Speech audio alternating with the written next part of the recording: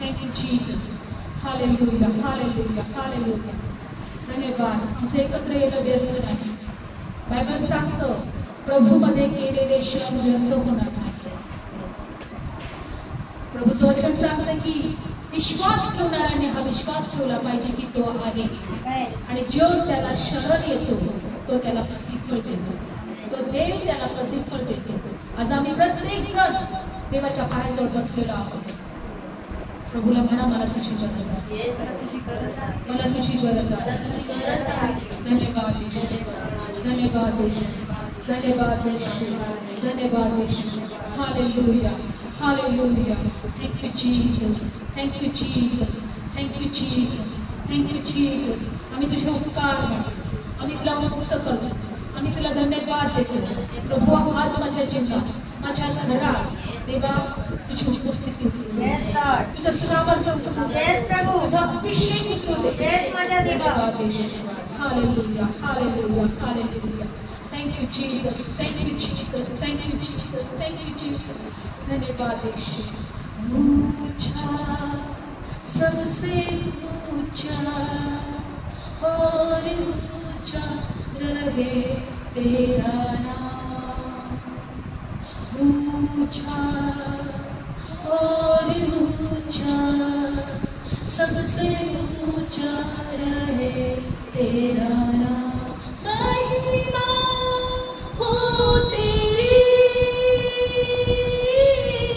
महिमा हो तेरी, महिमा हो तेरी, महिमा हो तेरी.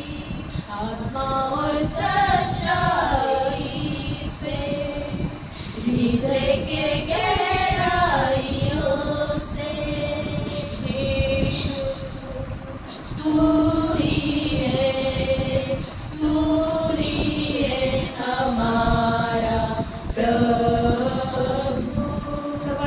यीशु तू ही है, तू ही है हमारा प्रभु.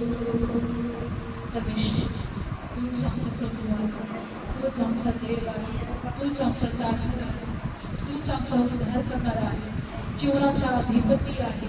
तो आमचा चालक आणि मालक आहे, आमचा उत्तम मेंढपाळ आहे. प्रभू आज पुन्हा एकदा तुझ्या लेकरांशी बोल, तुझ्या लेकरांना या वचनाद्वारे स्पर्श कर, आशीर्वाद दे. हे वचन घेण्यासाठी आम्हाला कृपा हो. पवित्र आत्म्याने या वचनाद्वारे तुझे लेकर आशीर्वादित होते. प्रभू येशूच्या नावात प्रार्थना करतो. Amen. Praise the Lord. Hallelujah. बोल येशू मसीह की जय. म्हणा देव मला आशीर्वाद देणारा देव आहे, देव मला आशीर्वाद देणारा देव आहे, कारण तो माझा मेंढपाळ आहे, तो माझा मेंढपाळ आहे. Praise the Lord. हालेलुया. बोल येशू मध्ये मी आशीर्वादित आहे, येशू मध्ये मी आशीर्वादित आहे. मी आनंदी आहे, मी आनंदी आहे. मी रिकामा जाणार नाही, मी रिकामा जाणार नाही. मी मोकळ्या हाताने जाणार नाही, मोकळ्या हाताने जाणार नाही. माझा देवाचा आशीर्वाद घेऊन जाईल. आज मी देवाचा आशीर्वाद घेऊन जाईल. बोला मी आज देवाचा आशीर्वाद घेऊन जाईल, मी आज देवाचा आशीर्वाद घेऊन जाईल. कारण देव माझा इथे आहे, देव माझा इथे आहे. धन्यवाद प्रभू, धन्यवाद प्रभू, धन्यवाद प्रभू. बोल येशू मसीह की जय. तर आपण काही दिवसांमध्ये आपण काय बघत आहोत? प्रकटीकरणामध्ये काही भाग बघत आहोत.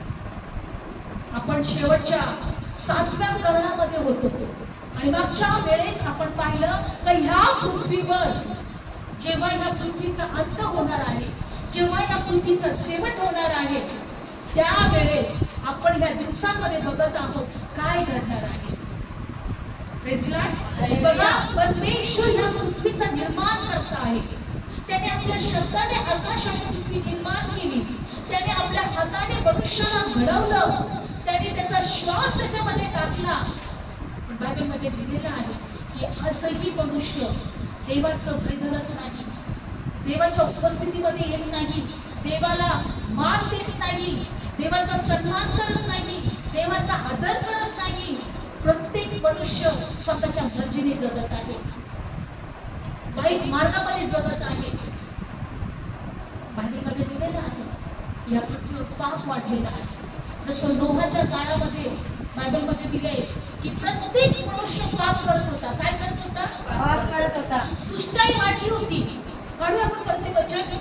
उत्पत्तीचं पुस्तक 6वा अध्याय. आपण 7व्या कर्णामध्ये आहोत, पण आपण पाहूया की नोहाच्या काळामध्ये पण काय घडलेलं होतं. कारण आपल्याला कळेल की जर आपण देवाच्या उपस्थितीमध्ये आहोत, जर आपण प्रार्थना करत आहोत, जर आपण देवाला शोधत आहोत, जर आपण देवाच्या भयात चाललो आहोत, तर देव आपल्याला पाहतोय. Praise the Lord. आपण वचन उत्पत्तीचं पुस्तक. देवाला धन्यवाद देऊया का त्या देवाने आम्हाला निवडलेलं आहे. त्या देवाने आम्हाला या समयी पाहिलेलं आहे. आपण त्याची भक्ती करत आहोत. आपण देवासाठी एकत्र आलेलो आहोत आणि देव त्याचं प्रतिफळ आपल्याला देईल. Praise the Lord. उत्पत्तीचं पुस्तक किंवा प्रारंभ 6वा अध्यायामध्ये पाहूया आपण वचन. 5वं वचन पाहूया. 6वा अध्याय आणि 5वं वचन. देवाने पृथ्वीला पाहिलं. वाचूया. देवाने पाहिलं की पृथ्वीवर मनुष्याची दुष्टाई मोठी आहे आणि सदोदित त्याच्या हृदयाच्या विचारातील प्रत्येक कल्पना केवळ वाईट आहे. आणि आपण पृथ्वीवर मनुष्याला निर्माण केले होते, यामुळे तो अनुतापला आणि तो आपल्या हृदयात खेद पावला. देव काय पावला? दुःख पावला. दुःख पावला. मला सांगा, आम्हाला प्रत्येकाला देवाने निर्माण केले, बरोबर? यस. आपण स्वतःला घडवलंय का? नाही. आपण स्वतःच्या मर्जीने जगात आलोय का? नाही. आपला निर्माण करता एक देव आहे, बरोबर? आणि बायबल सांगतं की तो देव आम्हाला पाहतोय. तो देव आम्हाला पाहत आहे. या वचनात काय दिलंय? देवाने पाहिले की पृथ्वीवर मनुष्याची दुष्टाई मोठी आहे आणि सदोदित त्याच्या हृदयाच्या विचारात प्रत्येक कल्पना वाईट आहे. देवाने काय पाहिलं? मनुष्याची दुष्टाई वाढली आहे, मोठी आहे, मोठी आहे आणि त्याच्या हृदयातल्या प्रत्येक कल्पना कशा आहेत? वाईट आहे. तुमची इच्छा आहे की आज देवाने पाहावं की आमच्या हृदयातल्या कल्पना चांगल्या असाव्या. तुम्हाला वाटतं? येस. आज आमच्या हृदयामध्ये अशा कल्पना पाहिजे की मला देवाची गरज आहे. येस. मी देवाला शोधत आहे. देव माझ्याकडे पाहत आहे. देव मला प्रतिफळ देणार आहे. देव मला आशीर्वाद देणार आहे. माझा देव माझ्याकडे पाहत होतो. बघा, या वचनात दिलेलं आहे की पृथ्वीवर मनुष्याची दुष्टाई मोठी आहे. हे कोणी पाहिलं? देवाने. देवाने पाहिलं आणि त्यांनी हे पण पाहिलं की त्याच्या हृदयातल्या विचारातली प्रत्येक कल्पना वाईट आहे. मनुष्याच्या हृदयामध्ये प्रत्येक कल्पना कशी आहे? वाईट आहे. देव हृदय पण पाहतो. देव हृदय पण पाहतो. आणि पुढे काय झालं बघा. आणि आपण पृथ्वीवर मनुष्याला निर्माण केले होते, यामुळे परमेश्वर अनुतापला आणि आपल्या हृदयात खेद पावला. देवाला वाईट वाटलं की मनुष्याला मी निर्माण केलं. का मी अशा मनुष्याला निर्माण केलं जो वाईट वागत आहे, जो दुष्टाई करत आहे, जो पाप करत आहे, जो देवाचं भय धरत नाहीये. बघा, एखाद्या वेळेस जर आपण एखादी वस्तू आपण बनवली आणि ती बिघडली तर किती लोकांना त्रास होतोय. आपण साधी भाजी जरी बनवली ती बिघडली तर वाईट वाटतं. त्रास होतो. वाईट वाटतं की नाही? स्वतः बघा, एखादी भाजी आणि त्याच्यामध्ये वाटीभर मीठ पडलं. एखादी भाजी बनवली आणि त्याच्यावर असं आपण एखादं काहीतरी आपल्याला वाटलं की काहीतरी दुसरंच काहीतरी आपण आहे किंवा काहीतरी टाकणार, मसाला वगैरे काहीतरी, आणि मीठच टाकलं 3-4 चमच आणि ती भाजी तोंडात पण धरवली नाही तर आपल्याला किती वाईट वाटतं की नाही? एवढं सगळं नुकसान झालं. आता ही भाजी फेकून द्यावं लागेल. आता हे कोण खाणार? एवढी माझी मेहनत पण केली आणि माझं ते खर्च पण करता गेलं. मग देवाने मनुष्याला निर्माण केल्यावर तो मनुष्य जर बिघडला तर देवाला किती वाईट वाटत असेल. बायबल सांगतं की तो मनुष्य बनवून खेद पावला. त्याच्या हृदयामध्ये काय? पृथ्वीवर मनुष्याला निर्माण केले होते, यामुळे परमेश्वर अनुतापला आणि आपल्या हृदयात खेद पावला. आणि बायबल मध्ये दिले 7वं. आणि तो परमेश्वर म्हणाला, ज्या मनुष्याला मी अस्तित्वात आणले त्याला मी भूमीच्या पाठीवरून नष्ट करेल आणि मनुष्याबरोबर जनावरे, सरपटणारे जीव, आकाशातले पक्षी यांनाही मी नष्ट करेल, कारण मी त्यांना निर्माण केले म्हणून मला अनुताप होतो आहे. देवाने काय विचार केला की ज्या मनुष्याला मी निर्माण केलंय मी आता पश्चाताप करतोय, अनुतापलोय, मला खूप वाईट वाटतंय कारण मनुष्य बिघडलेला आहे. पण मी मनुष्याला आता नष्ट करेन. नष्ट करणं, जन्माला घालणं जगातून घेऊन जाणं हे सगळं देवाच्या हातात आहे. म्हणून आज आम्हाला देवाला ओळखणं गरजेचं आहे, देवाच्या पायाजवळ बसणं गरजेचं आहे, देवाला शोधणं गरजेचं आहे. आणि बायबल सांगतं की देव अशी विचार करू शकतो की मी ह्या पृथ्वीवरच्या सर्व मनुष्याला नष्ट करेन. आणि नोहाच्या काळामध्ये बायबलमध्ये दिले की परमेश्वराने जलय प्रलयाने पृथ्वीला नष्ट केले, पृथ्वीवरच्या प्रत्येक मनुष्याला नष्ट केलं. पण नोहा आणि त्याचं कुटुंब जे देवाचं भय धरत होते, बायबल सांगतं की फक्त त्या तारूमध्ये किती लोक होते? 9 लोक होते आणि काही जनावर त्या तारूमध्ये. अख्ख्या जगातून त्या तारूमध्ये काहीच लोक होते, थोडकी लोक होते. आज आपण हा विचार नाही केला पाहिजे का आज आपण थोडंच लोक बसलो इथं, किंवा किती लोक हे देवाचं भय धरत नाही, ते प्रार्थना करत नाही, ते जगामध्ये एन्जॉय करत आहे. करू द्या, नोहाप्रमाणे आपण सुद्धा निवडलेले आहोत, ना तारूमध्ये बसणारे लोक आहोत. आमेन आमेन. Praise Lord. देव ह्या मनुष्याचा नाश करणार आहे किंवा या पृथ्वीचा नाश करणार आहे, पण आपल्याला वाचवणार आहे. आपल्याला काय करणार आहे? देव वाचवणार आहे. म्हणून आपण देवाच्या उपस्थितीमध्ये बसत आहोत, म्हणून आपण ही वेळ देवाला देत आहोत. आठवडाभर तो आम्हाला सांभाळतो, आमची काळजी घेतो, आम्ही चांगलं खातो पितो, सगळ्या गरजांचा देव आम्हाला पुरवठा करतो, आम्हाला काम करण्यासाठी तो शक्ती देतो. पण त्यासाठी आठवड्यातून एकदा देवाला धन्यवाद देण्यासाठी आम्ही देवाच्या पायाजवळ आलो पाहिजे, देवाचे उपकार मानलं पाहिजे. आपण त्याच्याबद्दल देवाला काय देतो का? काही देतो का? काहीच देत नाही. कोणती वस्तू देतो का देवाला? किंवा देव त्याची स्वीकार करतो का? आठवडाभर सांभाळलं म्हणून देवाने चांगली काळजी घेतली, आरोग्य दिलं, देवामुळे आम्ही चांगलं खातो पितो झोपतो आराम करतो, काम करण्यासाठी देव शक्ती देतो. पण त्याबद्दल देव आम्हाला काही देतोय का? नाही. पण त्याच्यासाठी परमेश्वर म्हटला आठवड्यातून एकदा तू माझ्या पायाजवळ ये. शब्दात दिवस दिला, 20वाचा दिवस. जो शब्दात दिवशी प्रभूच्या पायाजवळ येतो तो 20वा पावतो, त्याला विश्राम मिळतो, त्याला आरोग्य मिळते, त्याला शांती मिळते, त्याला आशीर्वाद मिळतात. म्हणून कधीही आठवड्यातून एकदा का होईना प्रभू हा दिवस मला तुला द्यायचे, तुझ्या पायाजवळ मला बसायचे, तुझी स्तुती करायची, तुझी भक्ती करायची, कारण आठवडाभर तू मला सांभाळतेस. देव पृथ्वीवर पाहणारा देव आहे. मनुष्याची दुष्टाई त्यांनी पृथ्वीवरून पाहिली आणि देव अनुतापला, आपल्या हृदयात घेत पावला आणि तो म्हटला की मनुष्याला मी आता नष्ट करेन. देव नष्ट करणारा देव आहे. देवाला धन्यवाद, आपण त्या देवाला ओळखावं म्हणून तुम्ही आम्हाला निवडले. Praise Lord. आणि आपण आता करणार 7व्या करण्यामध्ये कोणता दृष्टांत पाहिला त्याच्यामध्ये जाणार आहोत. प्रकटीकरण काढूया आपण वचन.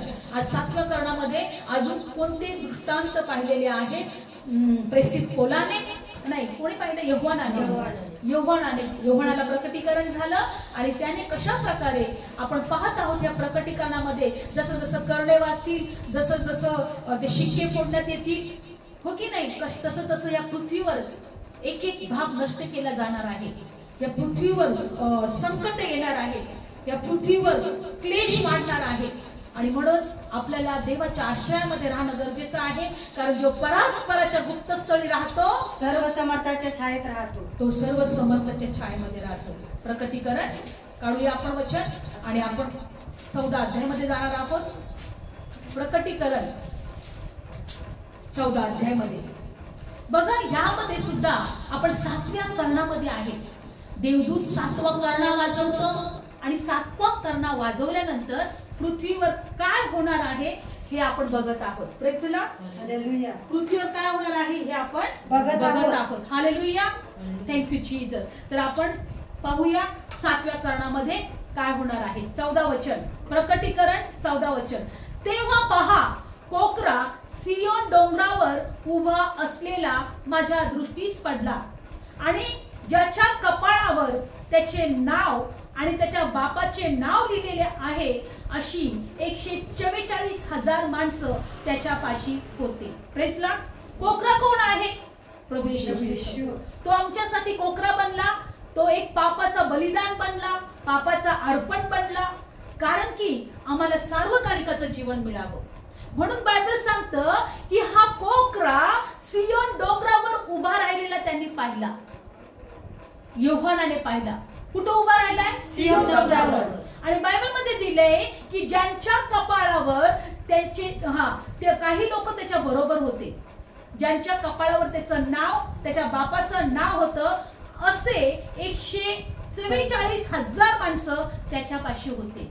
कोकरा एकटा होता का? नाही. 144,000 लोक त्याच्या बरोबर होते आणि त्या प्रत्येकाच्या कपाळावर त्याच्या बापाचं आणि त्याचं नाव होतं. म्हणजे कोकराचं नाव होतं, पित्याचं आणि कोकराचं. कोणाकोणाचं नाव होतं त्यांच्यावर? पित्याचं आणि बापाचं आणि मुलाचं. Praise the Lord. बायबल मध्ये या ठिकाणी एक आपण गोष्ट बघत आहोत की आमच्या कपाळावर देवाचं नाव दिलेलं आहे. आज आपण बघतो की जगामधली लोक काय करतात? कुंकू लावतात, हो की नाही? उदी लावतात, काहीतरी अजून लावतात. Praise the Lord. पण आज बघा, देवाने कपाळावर आपलं स्वतःचं नाव लिहिलेलं आहे. आपल्या कपाळावर कुणाचं नाव लिहिलंय? देवाचं नाव. आणि म्हणून ह्या नावाविषयी आपण आज शिकणार आहोत की हे नाव बायबल मध्ये असं दिलेलं आहे की जो कोणी देवावर विश्वास ठेवील, बायबल मध्ये दिले का त्याला हे नाव प्राप्त होईल. प्रकटीकरणामध्ये आपण 2रा अध्यायामध्ये बघत आहोत की कशा प्रकारे कुणाला ते नाव प्राप्त होणार आहे. प्रकटीकरण 2रा अध्यायामध्ये आणि आपण वचन काढणार आहोत 17वं वचन. आज ह्या नावाबद्दल पहिल्यांदा शिकूया. हे लक्षात ठेवूया की आमच्या कपाळावर देवाचं नाव आहे. हालेलुया. प्रकटीकरण 2रा अध्याय 17 वचन. आत्मा मंडळास काय म्हणतो? ज्याला कान आहे तो ऐको. जो जिंकतो मी गुप्त मान्ना यातील खायला देईल. जो जिंकतो त्याला मी गुप्त मान्ना यातील खायला देईल आणि त्याला पांढरा खडा देईल. त्या खड्यावर जे नवे नाव लिहिले आहे ते घेणाऱ्या वाचून कोणाला ठाऊक नाही. जो जिंकतो म्हणजे जो विश्वासात स्ट्रॉंग राहतो, जो विश्वासात शेवटपर्यंत टिकतो.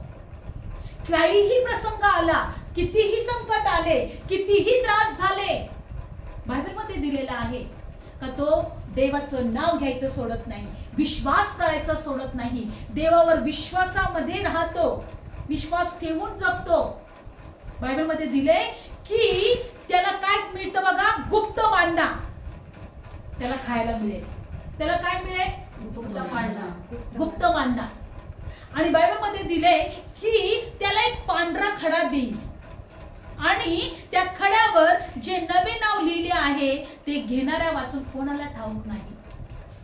पांढरा खडा म्हणजे हिरा देण्यात येईल. Praise the Lord. आणि त्याच्यावर एक नाव पण असणार आहे. आणि मला जर मिळालं ते नाव फक्त मलाच कळणार याच्यावर काय नाव आहे. असं एक नाव आहे जे नाव कपाळावर लिहिलं जाणार आहे. ज्या खड्यावर पांढरं खडा असणार आहे त्या खड्यावर नाव लिहिलं जाणार आहे आणि जो जिंकतो त्याला तो खडा देण्यात येणार आहे. आणि पुढच्या वचनामध्ये असं दिलेलं आहे की आपण बघूया की प्रकटीकरण 19 अध्याय आणि 12 वचन की त्या नावाला काय म्हणत आहे. प्रकटीकरण 19 अध्याय आणि 12 वचन याच्यामध्ये दिलेलं आहे का ते तो नाव म्हणजे काय आहे. प्रकटीकरण 19 अध्याय 12 वचन काढूया वचन. आणि त्याचे डोळे अग्नीच्या ज्वालासारखे होते, त्याच्या डोक्यावर पुष्कळ मुकुट होतं, त्याचे जे नाव लिहिलेले होते ते त्याच्या वाचून कोणालाही कळत नाही. आणि तो रक्तात बुचकळलेला, रक्त पांघरलेला होता. त्याचे नाव देवाचा शब्द असे होते. त्याचं नाव काय होता? देवाचा शब्द. Praise the Lord. आपण ह्या दृष्टांतामध्ये एक गोष्ट बघत आहे. एक सियोन डोंगरावर एक कोकरा पाहिला. त्या कोकराच्या बरोबर 144,000 लोक पाहिले आणि त्यांच्या कपाळावर देवाचं नाव लिहिलेलं पाहिलं. Praise the Lord. म्हणून लक्षात ठेवा, आमच्या कपाळावर नाव असणं ही आमची ओळख असणार आहे का आम्ही देवाचे लोक आहोत. Hallelujah. Praise the Lord. Hallelujah. स्वर्गामध्ये तुम्ही गेल्यानंतर तुमच्या कपाळावर ते नाव असेल तरच तुम्हाला स्वर्ग ओळखेल. Amen. Praise the Lord. Hallelujah. तुमच्या आज पण आम्ही आमच्या जर कपाळावर चिन्ह नसेल तर काही लोक म्हणतात तुम्ही विधवा आहे. आपले लोक काय म्हणतात? विधवा आहेत. टिकली नसेल तर काय म्हणतात? विधवा आहेत. किंवा जर आम्ही टिकले लावलेले नसेल तर म्हणतात की काहीतरी वेगळ्या जातीचे आहे. पण किती मोठी गोष्ट आहे, त्याच कपाळावर देवाचं नाव लिहिलं जाणार आहे. देवाचं नाव आमच्यासाठी चिन्ह आहे का आम्ही देवाची लोक आहोत. Praise Lord. बघा तर सियोन डोंगरावर एक कोकरा पाहिला, त्याच्या बरोबर 144 लोक होते. त्याच्या कपाळावर ते देवाचं नाव होतं, त्या कोकराचं आणि देवाचं नाव. आणि म्हणून हे नाव आज आपल्याला मिळालेलं आहे.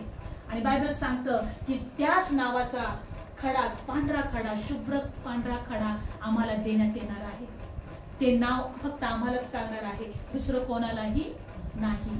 आणि म्हणून ते नाव खूप महत्वाचं आहे आणि तो नाव आहे देवाचा शब्द. आणि म्हणून या पुढे आपण पाहू की पुढे काय घडत आहे. 18 वचन. मग नाही, आपण एक 14 अध्यायामध्ये परत जाऊया की आपण पुढे त्या दृष्टांतामध्ये योहानाने काय पाहिलं आपण पाहत आहोत. प्रकटीकरण 14 अध्याय काढूया आपण वचन. पुढच्या वचनामध्ये दुसरं. आणि पुष्कळ जलांच्या शब्दासारखी आणि मोठ्या गडगडाच्या शब्दासारखी वाणी आकाशातून आलेली मी पाहिली, ऐकली. आणि जी वाणी मी ऐकली ती पुष्कळ विनेकरी आपले विणा वाजवीत असल्यासारखी होती. आणि ते राजासनासमोर 4 प्राणी आणि वडील यांच्या समोर नवे गीत गात होते. आणि ते गीत 144,000 पृथ्वीतून विकत घेतलेले होते. त्यांच्या खेरीज कोणालाही शिकता येत नव्हते. जे स्त्रीसंघाने विटाळले गेले नाही ते हे आहेत, कारण ते शुद्ध आहेत. कोकरा जिथे कुठे जातो त्यांच्या समोर जाणारे ते आहेत. आणि ते देवासाठी आणि कोकरासाठी प्रथम फळ असे माणसामधून विकत घेतलेले आहेत. आणि त्यांच्या तोंडात लबाडी सापडली नाही, ते निष्कलंक आहेत. लक्षपूर्वक ऐका. त्याने एक दृष्टांतामध्ये पाहिलं, सियोन डोंगरावर एक कोकरा उभा आहे आणि बायबलमध्ये दिलेला आहे त्याच्या बरोबर 144,000 लोक, ज्यांच्या कपाळावर देवाचं आणि त्या कोकराचं नाव आहे आणि त्यांच्या हातात विणा आहे. काय आहे? विणा. आणि बायबलमध्ये दिले ते एक नवे गीत गात आहे. आणि बायबल सांगतं की ज्यांना कुणाला विकत घेतलेला आहे पृथ्वीतून, त्यांच्याशिवाय ते गीत कोणालाही गाता येत, ते शिकता येत नाही. आणि बायबल मध्ये दिले की जे स्त्री संघाने विटळले गेले नाही, कारण ते शुद्ध लोक आहेत. बघा, बायबल सांगते की ज्यांनी प्रभू येशूसाठी आपलं संपूर्ण जीवन अर्पण केलं, लग्न केलं नाही, संसार या गोष्टीकडे लक्ष दिलं नाही, खूप मोठा छळ त्यांनी स्वीकारला किंवा छळाला ते सामोरं त्यांना जावं लागलं, त्यांना त्रास झाला. आज आम्ही बघितलं की आम्ही कर्नाटकमध्ये गेलो होतो, कन्याकुमारी त्या ठिकाणी गेलो होतो. काही ठिकाणामध्ये असे कित्येक लोक होते तर त्यांना घोड्याला बांधून असं वरबडत त्यांना घेऊन जात होता तो राजा. का? तर प्रभू येशू विश्वास ठेवत होता म्हणून. कित्येक लोकांना त्या गुहेमध्ये टाकण्यात आलं ज्याच्यामध्ये साप होते. का? तर येशू विश्वास ठेवत होते. कित्येक लोकांना तेलामध्ये टाकलं होतं. म्हणजे का? तर येशू विश्वास. अनेक प्रकारचा त्यांचा छळ झाला होता, पण तरीही त्यांनी विश्वास ठेवायचं सोडलं नाही. बायबल मध्ये दिलंय का ते शेवटपर्यंत विश्वासू राहिले, ते देवाच्या बरोबर राहिले. आता ते कुठे दिसत आहे? ते देवाच्या बरोबर आहे. ते देवाच्या बरोबर. ज्यांनी स्वतःची पर्वा केली नाही, ज्याने देवावर इतका विश्वास ठेवला आणि विश्वास ठेवून छळाची पर्वा न करता, त्रासाची पर्वा न करता ते देवाची त्यांनी सेवा केली, ते प्रभू येशूच्या बरोबर असणार आहे. आज आपण देवाला एवढं महत्व देत नाही. आज आपल्याला कंटाळा येतो प्रार्थना करायला, आज आपल्याला कंटाळा येतो देवाच्या उपस्थितीमध्ये जायला. पण एक दिवस प्रतिफळाचा दिवस आहे. एक दिवस आम्हाला देवाकडून प्रतिफळ मिळणार आहे. हालेलुया. आणि म्हणून ते अनुयायी, प्रभू येशूचे अनुयायी, ते देवाच्या बरोबरच राहणार आहे. हा दृष्टांत कोणी पाहिला? योहानाने पाहिला. आता बायबल सांगतं तिसरा दृष्टांत त्यांनी काय पाहिला? त्यांनी 3 देवदूत पाहिले. तिसऱ्या दृष्टांतामध्ये काय पाहिलं? 3 देवदूत पाहिले. आणि ते काय करत आहे बघा. प्रकटीकरण 6 अध्याय. नंतर मी दुसरा एक देवदूत अंतराच्या मध्यभागी उडत असलेला पाहिला आणि पृथ्वीवर राहणाऱ्यांना, म्हणजे प्रत्येक राष्ट्र, प्रत्येक वंश आणि भाषा आणि लोक यांना सर्वकाळचे सांगायला सर्वकाळचे शुभवर्तमान त्यांच्यापाशी होते. आणि तो मोठ्याने म्हणाला, देवाला भ्या, त्याचा गौरव करा, त्याचं न्याय करण्याची घटका आली आहे. ज्याने आकाश आणि पृथ्वी आणि समुद्र आणि पाण्यातले झरे निर्माण केले, त्याला नमन करा. शेवटी बघा, त्याने एक दृष्टांत पाहिला की आता सगळे लोक तर सांगत आहे का एक देव आहे, ह्या जगाचा निर्माण करता आहे, त्याच्याजवळ सार्वकालिकाचं जीवन आहे, त्याच्या शुभवर्तमानावर विश्वास ठेवा, त्याला नमन करा, त्याला भ्या. पण बायबल सांगतं का शेवटी स्वर्गातून 3 देवदूत येणार आहे. किती देवदूत? 3. आणि बायबल मध्ये दिले की त्यांच्या जवळ सांगायला सर्व काळचे शुभवर्तमान आहे. काय आहे? शुभवर्तमान. त्या 3 देवदूतांजवळ. आणि ते काय सांगणार आहे? मोठ्याने म्हणाला, देवाला भ्या, त्याचा गौरव करा, त्याची न्याय करण्याची घटका आली आहे. आकाश, पृथ्वी, समुद्र, पाण्याचे झरे त्याने निर्माण केले, ज्याने निर्माण केले त्याला नमन करा. ते 3 देवदूत कशाची घोषणा करणार आहे? शुभवर्तमान. ते काय म्हणणार आहे? देवाचं भय धरा, देवाला त्याचं गौरव करा, त्याची न्याय करण्याची घटका आली आहे. देव ह्या पृथ्वीवर न्याय करणार आहे. या पृथ्वीचा काय करणार आहे? न्याय करणार आहे. म्हणून मी सुरुवातीला सांगितलं की नोहाच्या काळामध्ये पण त्यांनी न्याय केला या पृथ्वीचा. त्यांनी पाहिली की दुष्टाई खूप वाढलीये, लोक प्रत्येक जण आपल्या हृदयाप्रमाणे चालत आहेत, त्यांच्या हृदयाची कल्पना प्रत्येकाची वाईट आहे. आणि शेवटी देवाला खेद वाटला, अडू तापला की मी मनुष्याला का निर्माण केलं. बघा, शेवटी स्वर्गातून 3 देवदूत येणार आहेत. माहित नाही आपण त्यावेळेस असू का नसू किंवा देवाजवळ जाऊ. आणि ते या संपूर्ण पृथ्वीला ओरडून सांगणार आहेत का ज्याने आकाश पृथ्वी निर्माण केली, हे झरे निर्माण केले, ज्याने समुद्र निर्माण केला, त्या देवाला तुम्ही ओळखा आणि त्या देवावर तुम्ही विश्वास ठेवा. आणि कारण या पृथ्वीचा न्याय करण्याची घटका आलेली आहे. ओरडून ओरडून सांगणार आहेत ते 3 देवदूत, ओरडून ओरडून लोकांना घोषणा करणार आहेत. किती लोक कठीण आहेत ना, बघा बरं, किती कठीण होणार आहेत लोक. शेवटी स्वर्गातून देवदूत पाठवले जाणार आहेत का भ्या देवाला, देवाचं गौरव करा, या पृथ्वीची न्याय आणि न्याय करण्याची वेळ आलेली आहे. लक्षपूर्वक ऐका. पण देवाला धन्यवाद की आज आपण त्या देवाला ओळखत आहोत, त्या देवाचा आपण गौरव करत आहोत, त्या देवाला आपण नमन करत आहोत. ही साधी गोष्ट नाहीये. स्वर्गातून पृथ्वीवर देवदूत पाठवले जाणार आहेत का देवाचं भय धरा, देवाला ओळखा, देवाला नमन करा, देवाचं गौरव करा. बघा ना किती मोठी गोष्ट आहे. ते ओरडून ओरडून सांगणार आहे. पुढे काय होणार आहे? 8वं वचन. तेव्हा त्याच्या मागून दुसरा एक देवदूत येऊन म्हणाला, मोठी बाबेल ही नगरी पडली आहे, तिने आपल्या जार कर्माच्या क्रोधाचा द्राक्षरस सर्व राष्ट्रांना प्यायला लावला आहे.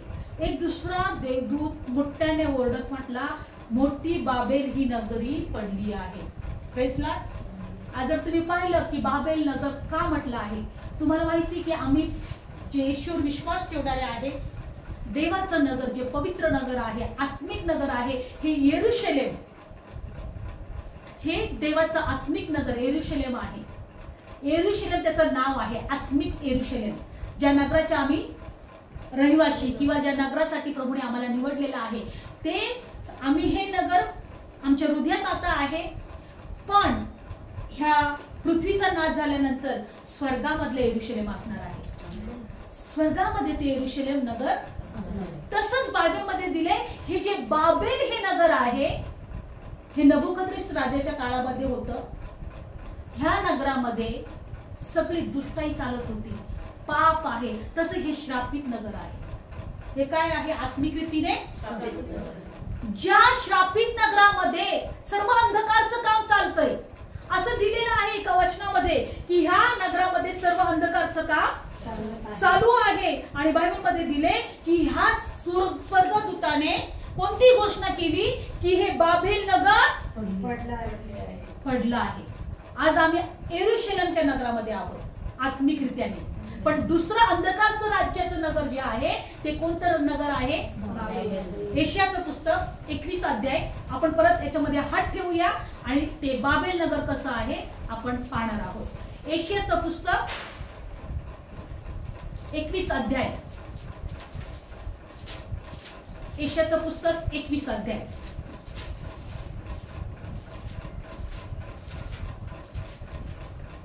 काढलं 21 अध्याय.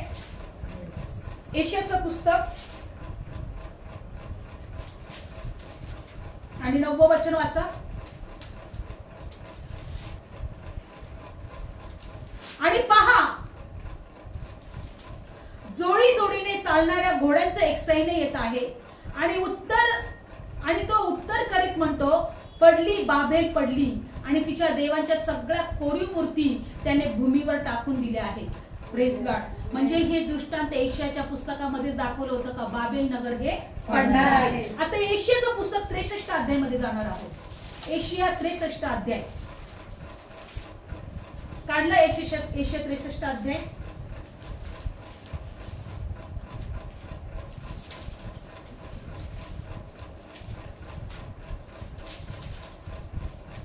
Praise Lord. तर याच्यामध्ये दिलेलं आहे, आपण काढणार नाही कारण की हे जे आहे ते द्राक्षरसाविषयी सांगितलेलं आहे. बघा यशाया पुस्तकामध्ये दिले की बाबेल नगर काय आहे? पडलेली आहे. तुम्हाला माहिती ह्या वचनामध्ये या बायबलमध्ये बाबेल नगर जसं मगाशी मी सांगितलं हे एक पापी नगरी आहे, ही एक श्रापित नगरी आहे, ही एक सैतानाची नगरी आहे, ही वाईट करणाऱ्यांची नगरी आहे. पण देवाला धन्यवाद की देवाने आपल्याला यरूशलेम नगरासाठी जे पवित्र नगर आहे, जे देवाचं नगर आहे त्या नगरासाठी निवडलेलं आहे. आणि म्हणून त्या देवदूताने कशाची घोषणा केली की बाबेल नगर पडली. कशाची घोषणा केली? बाबेल नगर पडली आहे.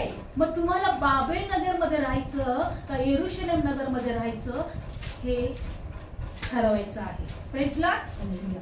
आपण कुठे आहोत? यरूशलेम मध्ये. Very good. आपण कुठे आहोत? यरूशलेम मध्ये. जगातले लोक कुठे आहेत? बाबेल नगरीमध्ये. आणि ते काय होणार आहे? पडले जाणार आहे. बाबेल नगर पडले जाणार आहे. बघा पहिल्या देवदूताने कशाची घोषणा केली? शुभ वर्तमानाची. का देवाचं भयधारा, ज्याने आकाश पृथ्वी निर्माण केली त्याचं गौरव करा. आता वेळ आली आहे न्याय करण्याची, या पृथ्वीचं काय करण्याची? न्याय करण्याची. दुसऱ्या देवदूताने कोणती घोषणा केली? बाबेल पडली आहे. काय घोषणा केली? बाबेल पडली आहे. बाबेल पडली आहे. आणि पुढे तो काय म्हणत आहे बघा, तिने आपल्या जारकर्माच्या क्रोधाचा द्राक्षरस सर्व राष्ट्रांना प्यायला लावला आहे. मग त्याच्या मागून तिसरा एक देवदूत येऊन मोठ्याने म्हणाला, जर कोणी त्या शौपदाला किंवा त्याच्या मूर्तीला नमन करतो आणि आपल्या कपाळावर किंवा आपल्या हातावर त्याची खून करून घेतो तर तो देवाच्या क्रोधाचा द्राक्षरस जो त्याच्या क्रोधाच्या प्यालात निर्मळ ओतलेला आहे त्यातून तो पिईन आणि पवित्र देवदूतांसमोर आणि कोकरासमोर अग्नी आणि गंधक यांना त्यांनी तो पिडला जाईल. लक्षपूर्वक ऐका. दुसरा देवदूत घोषणा करत आहे की ज्याने शौपदाला आणि मूर्तीला नमन केलं त्याची खून आपल्या कपाळावर लिहिली ते देवाच्या क्रोधाचा द्राक्षरस पितील. कोणता द्राक्षरस? देवाच्या क्रोधाचा. आणि दुसरी गोष्ट ते देवदूतांसमोर आणि कोकऱ्यासमोर अग्नी आणि गंधक याने ते पिडले जातील. जे मूर्तीला नमन करणार आहेत ते. लक्षपूर्वक ऐका. दुसरा देवदूत काय घोषणा करतो की देवाच्या क्रोधाचा द्राक्षरस ते लोक पिणार आहे ज्यांनी त्याच्या आपल्या कपाळावर त्याची खून करून घेतली, आपल्या हातावर त्याची खून करून घेतली. ते लोक देवाच्या आणि देवदूतांच्या समोर अग्नी आणि गंधकांमध्ये पिडले जाणार आहेत. पिडले जाणार आहेत. ही घोषणा तो करतोय अगोदर लोकांना. देवदूत स्वतः बाबेल पडली आहे आणि लोकांचा न्याय कसा होणार आहे? अग्नी आणि गंधकामध्ये ते पिडले जाणार आहे. पुढचं वचन काय दिलंय? आणि त्याच्या पिढेचा धूर सदा सर्व काळ वर चढत राहतो. Praise Lord. आणि जे श्वासपदाला आणि त्याच्या मूर्तीला पुजतात त्यांना, जो कोणी त्याच्या नावाची खून करून घेतो त्यांना रात्रंदिवस विसावा मिळत नाही. ते काय होणार? पिडले जाणार, अग्नी आणि गंधकामध्ये टाकले जाणार. त्यांचा धूर आहे तो कधीही संपणार नाही. बघा बायबल दिले की त्यांच्या पिढीचा धूर सदा सर्व काळ वर चढत राहणार. सदा सर्व काळ म्हणजे ही पृथ्वी हे आकाश तरी नष्ट होणार आहे एक दिवस, पण त्यांच्या पिढीचा धूर कधी नष्ट होणार नाही. अग्नी आणि गंधकामध्ये कोणाला पडायचे? अग्नी गंधकामध्ये पडले जाणार ते लोक जे देवाचं भय धरणार नाही, आणि त्यांच्या पिढीचा धूर सदा सर्व काळ वर चढत राहणार. आणि बायबल मध्ये दिले रात्रंदिवस त्यांना विसावा मिळणार नाही. काय मिळणार नाही? विसावा मिळणार नाही. एवढी ती तळमळत राहणार, तडफडत राहणार, दात ओठ खात राहणार, ते अग्नीमध्ये राहणार, ते गंधकामध्ये चटके राहणार. त्यांना इतकी ते लोक आक्रोश मध्ये विसावाच राहणार नाही त्यांना रात्रंदिवस सर्व काळ. हे जीवन हे आयुष्य तरी थोड्या दिवसासाठी आहे पृथ्वीवरचं, पण ते थोड्या दिवसासाठी नाहीये तिथलं आयुष्य. विचार करा, गंधकामध्ये अग्नीमध्ये पडणं किती किती भयंकर आहे. तिथे विसावाच नाही. म्हणून प्रार्थना करणं, देवाचं भय धरणं, देवाच्या मार्गात चालणं, देवाची भक्ती करणं, देवाला शोधणं ही गोष्ट साधी नाहीये. देवदूत स्वतः सांगतात की या पृथ्वीचा न्याय करण्याची वेळ आलेली आहे. बाबेल पडली आहे. देवाच्या क्रोधाचा द्राक्षरस जे ज्यांनी पिलेलं आहे ते लोक त्या कोकराच्या आणि देवदूतांच्या समोर अग्नीत आणि गंधकात ते पिडले जाणार. त्यांचा धूर सर्व काळ वरती चढत राहील, सर्व काळ. आणि बायबल सांगतं तिथं विसावा नाही, तिथं विसावा नाही. Praise Lord. आणि पुढच्या वचनात काय दिले? अजून 12 वचन, जे देवाच्या आज्ञा आणि येशूचा विश्वास पाळतात त्या पवित्रांची सहनशीलता येथे आहे. 13, तेव्हा मी आकाशातून आलेली वाणी ऐकली, ती म्हणाली का लिही, आतापासून प्रभू मध्ये जे मरणारे आणि मेलेले ते सुखी आहे. आत्मा म्हणतो होय, अशासाठी की त्यांनी आपल्या कष्टापासून विसावा मिळावा. त्यांची कामे तर त्यांच्या बरोबरच त्यांच्या मागे जातात. आतापासून प्रभू मध्ये मेलेले कसे आहे? सुखी आहे. आतापासून प्रभू मध्ये मेलेले सुखी आहे. आणि बायबल सांगतं ते विसावा पावतात. त्यांना काय मिळतं? विसावा मिळतो. कारण त्यांची कामे त्यांच्या बरोबर जातात. त्यांची कामे त्यांच्या बरोबर जातात. म्हणजे लक्षपूर्वक ऐका, जे दुष्ट आहेत, जे वाईट लोक आहेत, जे पाप करत आहेत, त्यांची कामं त्यांच्या बरोबर जातात. पण जे देवाचं भय धरत आहे, जे देवाला शोधत आहे, जे देवाच्या उपस्थितीमध्ये राहत आहे, जे देवाची भक्ती करत आहे, त्यांची कामे त्यांच्या बरोबर जातात. आता आमची कोणती कामं आमच्या बरोबर असली पाहिजे? कोणतीच गोष्ट आमच्या बरोबर जाणार नाहीये. आम्ही काय मिळवलं, आम्हाला काय पैसा मिळाला, आम्हाला कोणत्या गोष्टी आम्ही घेतल्या, या जगामध्ये आम्ही काय काय जमा केलं, ते कोणतीच गोष्ट आमच्या बरोबर जाणार नाही. पण आम्ही कोणती कामं केली ते आमच्या बरोबर जाणार आहे. आणि बायबल सांगतात मग न्यायाची घटका येणार आहे. अग्निगंधक, सर्व काळ चढणारा धूर, जिथं विसावाच नाही असं ठिकाण का सियोन नगर, येरुशलेम नगर, असं ठिकाण. कोणतं ठिकाण आम्हाला पाहिजे? निवडा. Praise Lord. 3 देवदूत पृथ्वीवर शुभ वर्तमानाची घोषणा करतात की देवाचं भय धरा. आकाश पृथ्वी ज्याने निर्माण केली त्याला नमन करा, त्याचा गौरव करा. काय घोषणा करतात? आणि ते दाखवलं कुठे कोण पडणार आहे. प्रेजला. आणि बायबल सांगता. आणि तिसरं दृष्टांत काय होता या 7व्या करणामध्ये? अजून पाहूया 14 वचन. तेव्हा पहा, पांढरा ढग आणि ढगावर बसलेला मनुष्याच्या पुत्रासारखा एक माझ्या दृष्टीस पडला. त्याच्या डोक्यावर सोन्याचा मुकुट होता, त्याच्या हातात तिखट विळा होता. तेव्हा दुसरा एक देवदूत मंदिरातून निघून मोठ्याने ओरडला, त्या ढगावर बसलेल्याला म्हणाला, तू आपला विळा घालून काप, कारण तुझी कापणीची वेळ आली आहे. कारण पृथ्वीचे पीक पिकून गेले आहे. तेव्हा ढगावर बसलेल्याने आपला विळा पृथ्वीवर घातला आणि पृथ्वीची कापणी केली. पृथ्वीची काय करणार आहे? कापणी होणार आहे.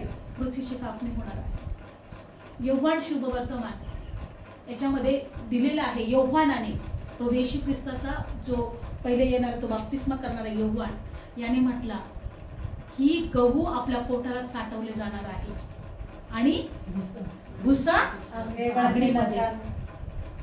या पृथ्वीची कापणी होणार आहे. शेताची जशी कापणी होते ना, गवत कुठं टाकला जातो आणि त्याचं धान्य कुठं आणलं जातो, कोठाऱ्यामध्ये. त्या पृथ्वीची कापणी होणार आहे.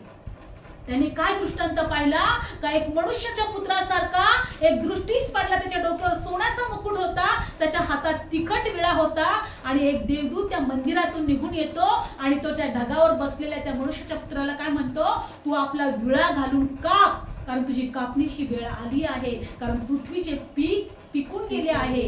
तेव्हा तो ढगावर बसलेला जो होता त्याने विळा पृथ्वीवर घातला आणि पृथ्वीची कापणी झाली. पृथ्वीची कापणी होणार आहे. शेताची जशी कापणी होते ना, पृथ्वीची कापणी होणार आहे. म्हणून बायबलमध्ये दिलेलं आहे, प्रकटीकरणामध्येच दिलेलं आहे की पृथ्वी आहे तोपर्यंत ऊन आणि पाऊस, थंडी आणि उन्हाळा व्हायचं राहणार नाही, पेरणी आणि कापणी व्हायची राहणार नाही. म्हणून आज एक दिवस परमेश्वराने ठरवलेला आहे का या पृथ्वीची कापणी होणार आहे. मग आम्हाला धान्य बनायचं आहे का आम्हाला गवत बनवायचं आहे, हे आम्हाला काटे कुसळे बनायचे आहे, ते आम्हाला ठरवायचं.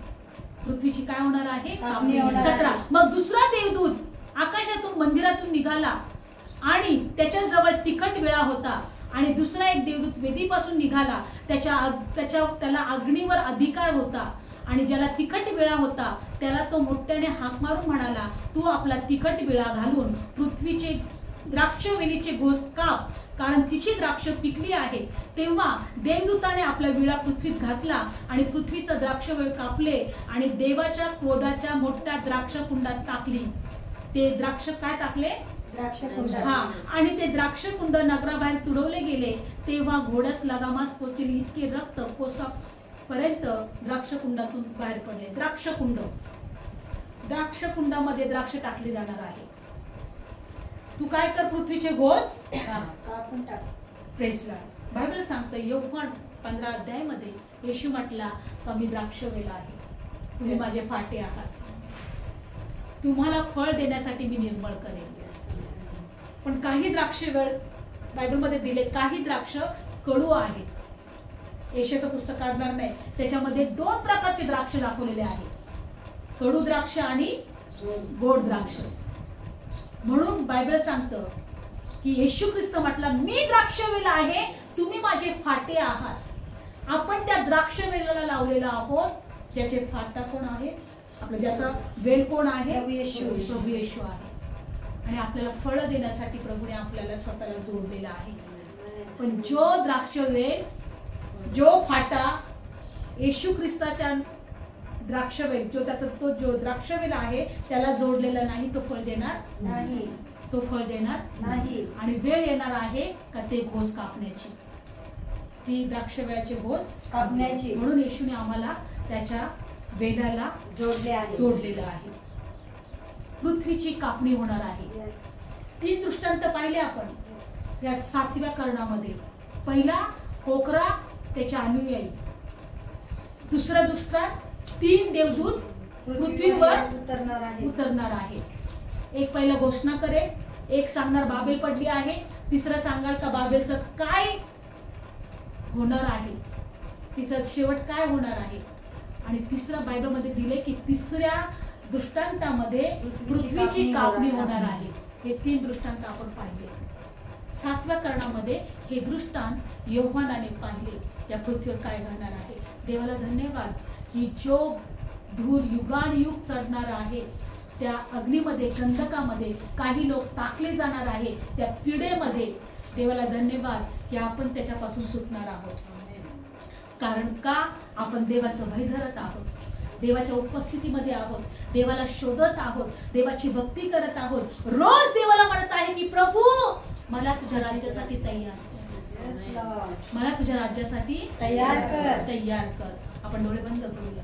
धन्यवाद देवबाप्पा, आम्ही तुझे उपकार मानतो. हे वचन तू आज आम्हाला समजण्यासाठी कृपा पुरवली. देवा, या पृथ्वीच्या कापणीची वेळ येणार आहे आणि बायबलमध्ये दिलेला आहे का द्राक्ष कुंडामध्ये काही द्राक्ष टाकले जाणार आहे आणि ते तुडवले जाणार आहे. जसा द्राक्षरस बनवताना द्राक्ष तुडवले जातात असे ते घोस तुडवले जाणार. आम्ही हे वचनात पाहिलं. पण प्रभू तू आमचा द्राक्षवेल बनला आणि आम्हाला तुझे फाटे तू बनवले आणि तू आम्हाला फळ देण्यासाठी निवडलं आणि तू आम्हाला फळ देणारा बनवतोस परमेश्वर. धन्यवाद देवा. आम्ही तुझे उपकार मानतो देवा. धन्यवाद. तू आम्हाला अजून फळ देणारे बनव. अजून ते बाप्पा तू आम्हाला फळ देणारा बनव. कारण बायबल सांगतं तुम्ही माझ्यात राहिल्या वाचून तुम्हाला फळ देवणार नाही. प्रभू आम्हाला फळ देणार बनव. जे वचन हे ऐकत आहे त्यांना आशीर्वाद देवा. सर्व त्यांच्या जीवनातले त्रास निघून जाऊ दे. जे ऐकत आहे त्यांचे डोळे उघड प्रभू. त्यांना हे सत्य कळू दे प्रभू की ह्या जगाची कापणीची वेळ येणार आहे. या जगाचा न्यायाची वेळ येणार आहे. प्रभू या दिवसांमध्ये आम्हाला तयार ठेव. तुझ्याकडे पाहणारे शिकव. तुझं भय धरणारे शिकव. तुला शोधणारे शिकव. तुझ्या इच्छाप्रमाणे जगणारे शिकव. आणि देव बाप्पा आम्हाला तुझ्या हातात घे. तू आमचा चालक मालक. ऐकणाऱ्या प्रत्येकाला आशीर्वाद दे. प्रभू येशूच्या नावात प्रार्थना करतो. आमेन. Praise the Lord.